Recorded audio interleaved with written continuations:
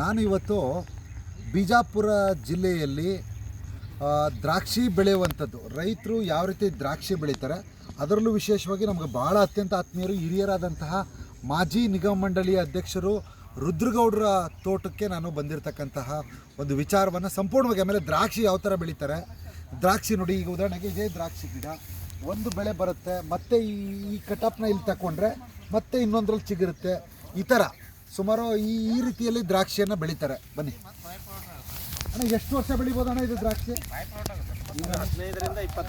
15ರಿಂದ 20 ವರ್ಷ ದ್ರಾಕ್ಷಿ ಬೆಳೆ ಮಾಡ್ಬೋದು. ಯಾಕೆಂದರೆ ದ್ರಾಕ್ಷಿ ಬೆಳೆಗಾರರಿಗೂ ಕೂಡ ಎಷ್ಟು ಕಷ್ಟ ಇದೆ, ಅದನ್ನು ಯಾವ ಥರ ಕಷ್ಟಪಡ್ಬೇಕು. ಯಾಕೆಂದ್ರೆ ಮಾರ್ಕೆಟ್ಗೆ ಹೋಗ್ತೀವಲ್ಲ, ಯಾಕೆ ಇಷ್ಟು ಕೊಡಲ್ಲ, ಇಷ್ಟು ರೂಪಾಯಿ ಯಾಕೆ ಅಂತೆಲ್ಲ ಕೇಳ್ತೀವಲ್ಲ, ಬನ್ನಿ ತೋರಿಸ್ತೀವಿ ನಿಮಗೆ.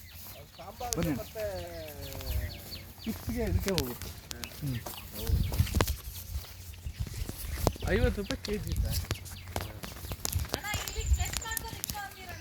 ಏನಿಲ್ಲ, ಸುಮ್ಮನಿರಪ್ಪ.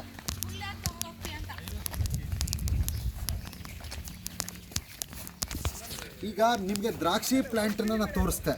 ದ್ರಾಕ್ಷಿ ಪ್ಲ್ಯಾಂಟ್ ನಂತರ ಹಲವಾರು ಎಲ್ಲರೂ ಅದನ್ನು ಈ ರೀತಿ ದೊಡ್ಡ ಮಟ್ಟದ ಘಟಕವನ್ನು ದ್ರಾಕ್ಷಿಯ ಕೋಲ್ಡ್ ಸ್ಟೋರೇಜು, ವೈನ್ ಸ್ಟೋರೇಜ್ನೆಲ್ಲ ಮಾಡೋಕ್ಕಾಗಲ್ಲ. ಬಟ್ ಆದರೆ ಆರ್ಥಿಕತೆ ಬೇಕಾಗತ್ತೆ. ಆ ಸಂದರ್ಭದಲ್ಲಿ ರುದ್ರಗೌಡರು ಭಾಳ ಸುಮಾರು 16 ವರ್ಷಗಳ ಹಿಂದೆಯೇ ಈ ಭಾಗದ ದ್ರಾಕ್ಷಿ ಬೆಳೆಗಾರರಿಗೆ ಯಾವ ರೀತಿ ಅವ್ರನ್ನ ಕಾಪಾಡಬೇಕು, ನಾನು ದ್ರಾಕ್ಷಿ ಬೆಳೆಗಾರ ಜೊತೆಗೆ ದ್ರಾಕ್ಷಿ ಬೆಳೆಯುವಂಥ ರೈತರನ್ನ ಹೆಂಗೆ ಕಾಪಾಡಬೇಕು ಅನ್ನೋಂಥ ವಿಚಾರ ಇಟ್ಕೊಂಡು ರುದ್ರಗೌಡರು ಮಾಡಿರ್ತಕ್ಕಂಥ ದ್ರಾಕ್ಷಿ ಕೋಲ್ಡ್ ಸ್ಟೋರೇಜ್, ದ್ರಾಕ್ಷಿ ಯಾವ ರೀತಿ ವಿಂಗಡಣೆ ಆಗುತ್ತೆ, ಅದು ಯಾವ ರೀತಿ ಶುದ್ಧೀಕರಣ ಆಗುತ್ತೆ, ಇವೆಲ್ಲ ಒಳಗಡೆ ತೋರಿಸ್ತೀನಿ. ಇದು Basaveshwara.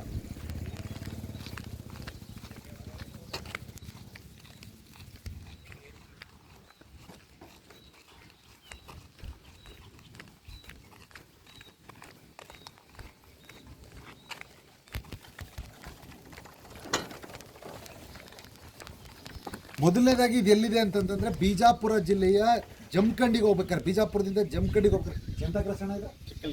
ಚಿಕ್ಕಲ್ಕಿ cross. ಇಲ್ಲಿರ್ತಕ್ಕಂತಹ Basaveshwara grape processing ಏನನ್ನ ಕ್ಲಸ್ಟರ್.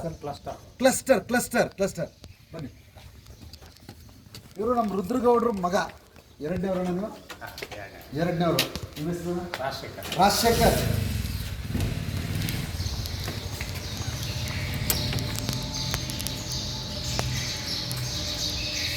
ಸ್ನೇಹಿತರೆ, ಇದು ದ್ರಾಕ್ಷಿ ಹೊರಗಡೆಯಿಂದ ದ್ರಾಕ್ಷಿಯನ್ನು ತಂದಾಗ ಅದನ್ನು ಯಾವ ರೀತಿ ಶುದ್ಧೀಕರಣ ಮಾಡ್ತಾರೆ ಇದನ್ನೆಲ್ಲ ನಿಮಗೆ ತೋರಿಸ್ತೀನಿ ಇವಾಗ. ಏಕೆಂದರೆ ನಾನು ಒಬ್ಬ ರೈತನ ಮಗ. ಈ ಭಾಗದ ರೈತರ ಮಕ್ಕಳು, ರೈತರು ಯಾವ ಥರ ಕಷ್ಟಪಡ್ತಾರೆ ಅನ್ನೋದನ್ನು ತಾವೆಲ್ಲ ವೀಕ್ಷಣೆ ಮಾಡಿ.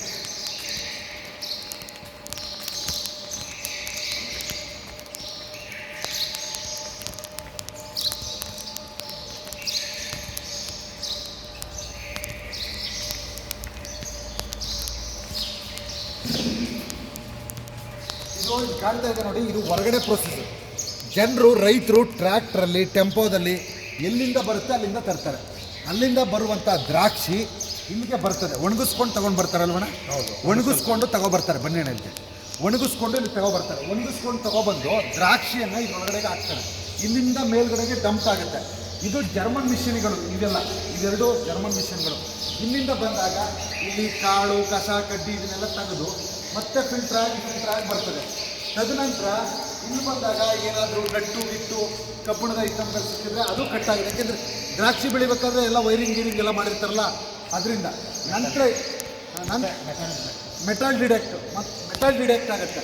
ನಂತರ ಇಲ್ಲಿ ಬಂದು ಇಲ್ಲಿಂದ ಇದು ಬೆಲ್ಜಿಯಂ ದೇಶದ ಮಿಷಿನ್ ಇದು.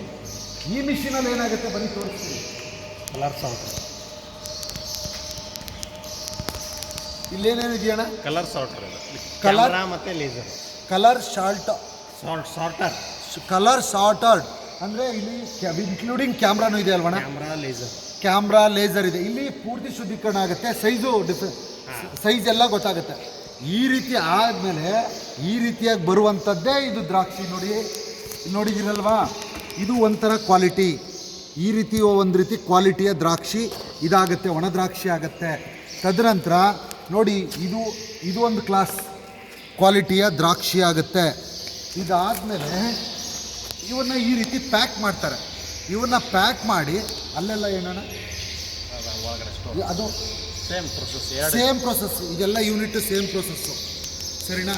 ಇದು ಈ ಭಾಗದ ರೈತರಿಗೆ ಪರ್ಟಿಕ್ಯುಲರ್ ಆಗಿ ಒಳ್ಳೇದಾಗಲಿ ಅಂತೇಳಿ ನಮ್ಮ ಬಸವನಗೌಡ ಪಾಟೀಲ್ ಎತ್ತಾಳ ಅವ್ರ ಜೊತೆ ಯಾವಾಗಲೂ ಇರ್ತಾರಲ್ಲ ಅಜ್ಜ ಅವರು, ರುದ್ರಗೌಡರು, ಅವ್ರು ಮಾಡಿರ್ತಕ್ಕಂಥ ಘಟಕ ಇವತ್ತು ನಿಮಗೆ ತೋರಿಸ್ತಾ ಇರ್ತಕ್ಕಂಥದ್ದು.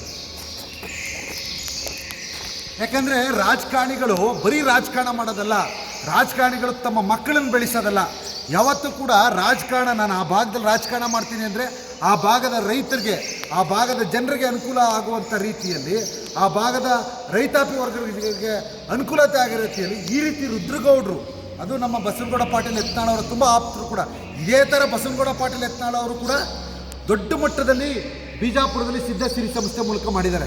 ಯಾಕೆ ಹೇಳಿದೆ ಅಂದರೆ ಪರ್ಟಿಕ್ಯುಲರ್ ಆಗಿ ರಾಜಕಾರಣನೇ ಬೇಳೆಕಾಳು ಮಾಡ್ಕೊಂಡು ಬರೀ ವಂಶ ಕುಟುಂಬ ಬೆಳೆಸೋದಲ್ಲ, ಈ ರೀತಿ ರೈತರಿಗೆ ಅನುಕೂಲತೆ ಆಗುವಂಥ ನಾಯಕತ್ವಗಳನ್ನು ಯಾರು ಮಾಡಿದ್ದಾರೆ ಕರ್ನಾಟಕದಲ್ಲಿ ಅನ್ನೋದ ಪ್ರತಿಯೊಬ್ಬರು ಪ್ರಶ್ನೆ ಮಾಡಬೇಕು. ಈಗ ನೋಡಿ, ಒರಿಜಿನಲ್ ದ್ರಾಕ್ಷಿ ಏನು ಗಿಡದಿಂದ ಬರುತ್ತಲ್ಲ ದ್ರಾಕ್ಷಿ, ಆ ದ್ರಾಕ್ಷಿ ಡೈರೆಕ್ಟಾಗಿ ಇಲ್ಲಿ ತಂದು ಇಡ್ಬೋದು. ಈ ಘಟಕದಲ್ಲಿ ಇಟ್ಟು, ಈ ರೀತಿ ಘಟಕದಲ್ಲಿ ಇದನ್ನು 4% ಕೋಲ್ಡಲ್ಲಿ ಇದನ್ನಿಟ್ಟು ಇಲ್ಲಿ ಶುದ್ಧೀಕರಣ ಕ್ಲಿಯರ್ ಮಾಡಿಕೊಂಡು ನೋಡಿ, ಈ ಘಟಕದೊಳಗಡೆ ಹೋಗೋಕ್ಕೆ ಕಷ್ಟ. ಯಾಕೆ ಅಂತಂದರೆ ಇದು ತುಂಬ ಕೋಲ್ಡು, ಫ್ರಿಜ್ ಇದ್ದಾಗೆ ಇದು. ಇಲ್ಲಿ 0 ಇದರಲ್ಲಿಟ್ಟು 1.5 ತಿಂಗಳಾದ್ಮೇಲೆ ಬೇಕಾದ್ರೆ ಮಾರ್ಬೋದು. ಈ ರೀತಿಯ ಒಂದು ಪ್ರೊಸೀಜರು ಇಲ್ಲಿ ನಂತರ ಆಗುತ್ತೆ, ಸರಿನಾ. ನಂತರ ಬನ್ನಿ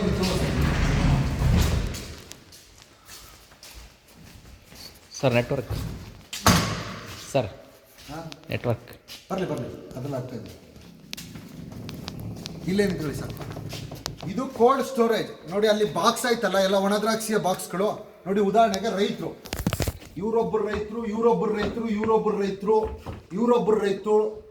ಅವ್ರವ್ರ ರೈತರು. ಈಗ ಉದಾಹರಣೆಗೆ ಈ ತಿಂಗಳಲ್ಲಿ ರೈಟ್ ಬಿದ್ದೋಗ್ಬಿಟ್ಟಿದೆ ಅಂದ್ಕೊಡಿ, ಮುಂದಿನ 2 ತಿಂಗಳು ಬಿಟ್ಟು ರೈಟ್ ಆಗುತ್ತೆ. ಇವರು ಆ ರೈತರಿಗೆ ಪರ್ kg 50 ಪೈಸಾ, ಕೇವಲ 50 ಪೈಸಾ ಒಂದು ತಿಂಗಳಿಗೆ 1 kg ಇಲ್ಲಿ ಎಲ್ಲ ರೆಡಿಯಾಗಿರ್ತಕ್ಕಂಥ kg ಗಟ್ಟಲೆ ಇರ್ತಕ್ಕಂಥದನ್ನು ಸ್ಟೋರೇಜ್ ಮಾಡ್ತಾರೆ.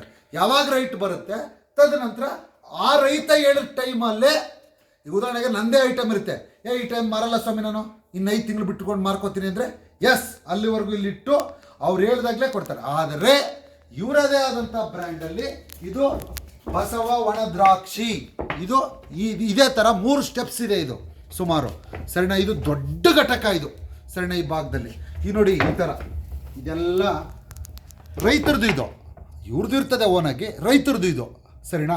ನೋಡಿ ಯಾವ್ಯಾವ ಥರ ಲಾಟ್ಗಳಿದೆ. ಈಗ ನಮ್ಮ ಚಾಮರಾಜನಗರ ಭಾಗದಲ್ಲಿ, ಮೈಸೂರು ಭಾಗದಲ್ಲೆಲ್ಲ ನಾವು ಬೆಲ್ಲದ ಲಾಟ್ ಮಾಡ್ತೀವಲ್ಲ, ಆ ಥರ ದ್ರಾಕ್ಷಿ ಲಾಟ್ಗಳು ಇವು, ಸರಿನಾ. ಇದನ್ನು ನಿಮಗೆ ಇವಾಗ ತೋರಿಸಿದ್ದೀನಿ.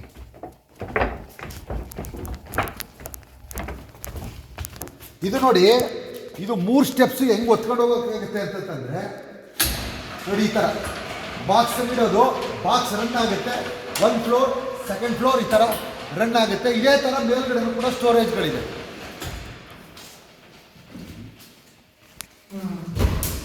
ಇದೇ ಥರ ಇನ್ನೂ ಒಂದು ಈ ರೀತಿ ಯೂನಿಟ್ಗಳಿದೆ, ಸೇಮ್ ಯೂನಿಟ್ ಇವೆಲ್ಲ.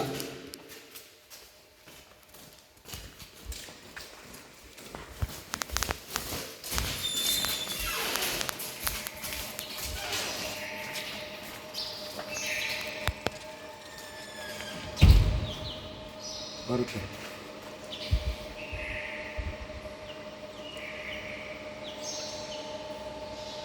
ಅದಲ್ಲೇ ಮಾಡಿ.